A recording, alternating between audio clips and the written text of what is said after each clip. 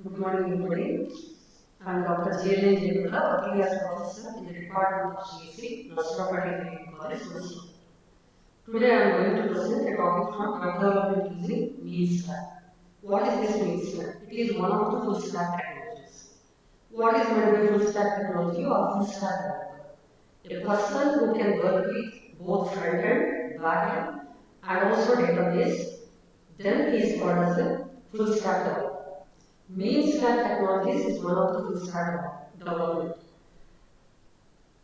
So in mean stack, M stands for MongoDB, E stands for Express.js, A stands for Angular, and N stands for Node.js.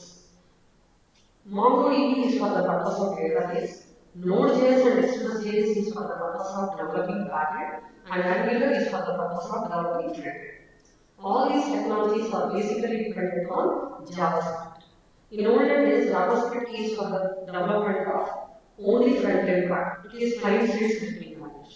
But nowadays, JavaScript is ruling the entire world. It is for the development of both front-end and back-end. Whenever whenever JavaScript is making use of Node.js, it is for the purpose of developing the back-end. And JavaScript in Angular, it is for the purpose of development of front-end. In Angular, we have so many versions. Now we are going to observe Angular 8. As I already told you that this Angular is basically dependent on JavaScript, but actually it is dependent on TypeScript. TypeScript is a superscript of JavaScript. So Angular 8 is a TypeScript-based full-stack website. One of the major advantages is that Angular supports web applications that can fit for easy resolution. That means if you develop the application with a laptop, it can be used in mobiles, it can be used in tablets, it can be used in laptops and also in desktops. So Angular has an excellent user interface library for developers which contains reusable UI components. Particularly with the help of Angular, we develop single-page applications. Single-page application is very fast and it is reactive. What is meant by single-page application? For example, if you develop a website with the help of HTML, CSS, and JavaScript, and if your web page is containing a button or hyperlink, whenever you click on that particular button or hyperlink, you are going to get a new page. That means from the server, you are going to get an entirely new page, and it refreshes the entire browser. But in Angular, so if you have a button on the website, if you click on that particular button, dynamically the current page, without loading the new page, it will be refreshed. What I mean to say is, in older applications, whenever you click on a particular button or hyperlink, you are going to get entirely new page. That means you are navigating from one page to another page. But with the help of Angular, you can navigate from one view to another view, not from one page to another page. So if you develop the application, then you will experience what is the difference between that loading the entire page and refreshing the entire page. Okay, you know, Angular 8 is a TypeScript-based object-oriented program. Now coming to the applications of Angular 8, most of the popular websites like YouTube, Netflix, PayPal, and so many other websites are making use of this Angular. Now we see architecture of Angular. Angular framework is based on four core concepts. There are components, templates with data binding and directives, modules, services, and dependencies. So whenever you create an Angular application, you have to encounter all these modules: component, template with data binding and directive, modules, service, and dependency injection. So whenever you create an Angular app, that particular Angular app is going to contain so many modules. So Angular app is containing so many modules. The module is going to contain some components as well as services. A component is going to contain a template. That is the relationship. So whenever we create a particular application, we get at least one module, and that module is called as app module, and it is called as a root module, or you can call it as a bootstrap module. And this app module by default is going to contain a component, and that component is called as an app component. So whenever we create an Angular application, one module comes into picture. That module is called as a module and that app module is going to contain a component that is called as app component. Later we can add as many number of modules as we want in our application, and in each and every module we can add as many number of components we require, we can add. And services also we can.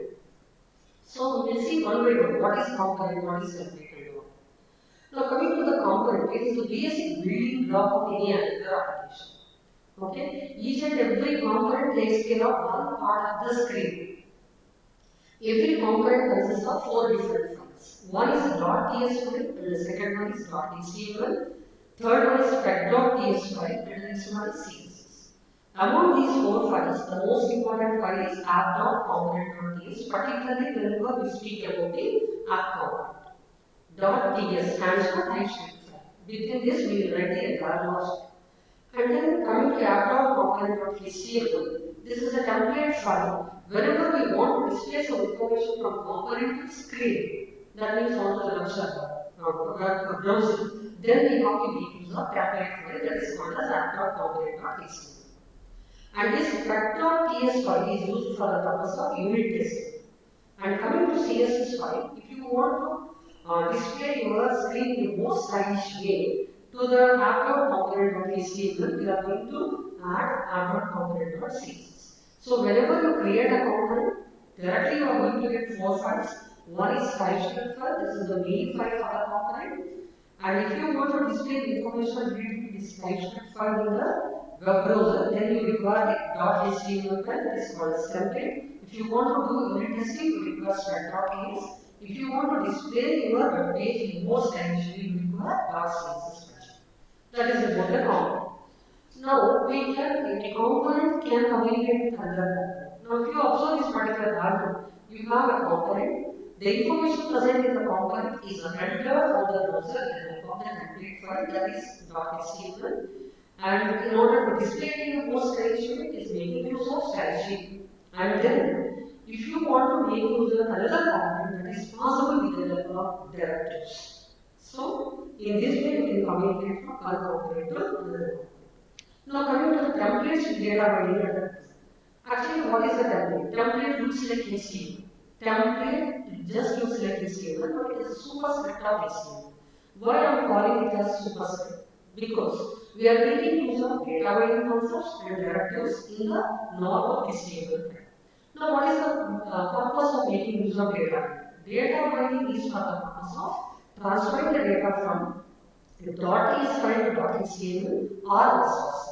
We have so many types of data bindings, like one-way data binding, two-way data binding. Okay? Now, in the normal HTML file, you are adding data binding concept in the template, and then you are going to make use of directives also. Now, what is the purpose of directive? If you want to display some information in the field, if you want to put some element as a document, then you require this directive. We have so many directives like structural directives, attribute directives, and component directives. So the core concept of template can be categorized into two items, and they are data binding and directives. Now, what is data binding? We'll see one example. There are so many types of data bindings. We'll see a simple one. It is interpolation. If you put anything in double curly braces, then it is called an interpolation. This interpolation is for the purpose of transferring the data from .ts file to .html file. Okay.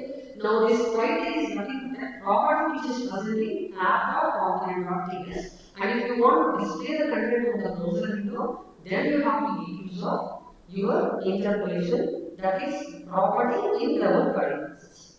And then we'll see one example for directive. Now I am going to explain the structural directive ngIf.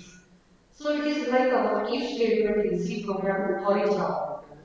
Now what is the purpose of this ngIf? So here I am making use of the paragraph tag, and within the paragraph tag I am making use of ngIf directive as an attribute. And I am equating it to cancel. Now cancel is nothing but the property that is present in the corresponding .ts file. Now the .ts file consists of can show value as true, then only you can display the paragraph information. That means you can attach this paragraph to your top. So then we can observe this section will be shown only when the can show properties value the corresponding component is true from the browser. That means this directive in G just works for the if statement in your C program or a Java. Then coming to the modules. As I already explained to you, an Angular application is going to contain modules, and these modules are going to contain some components and services.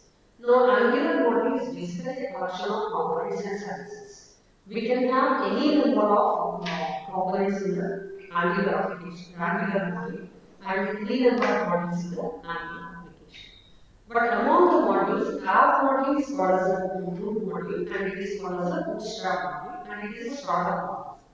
Okay. And then a module can access the information from another module, and a component present in a module can access the information from another component, and it can take use of service from the other modules. Now, if you observe this particular diagram, as I already told you that app is the basic module.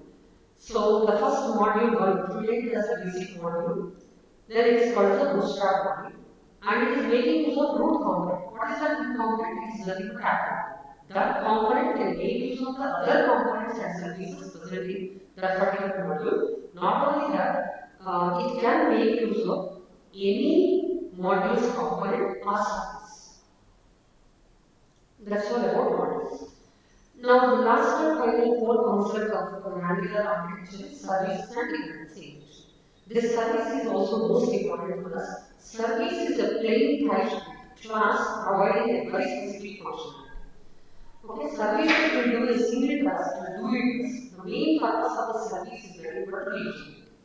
That means whenever you are writing some business logic, instead of writing a particular business logic in your component, if you write that logic separately in service, then what you will do is some other component can also make use of this service. So services are for the purpose of reading.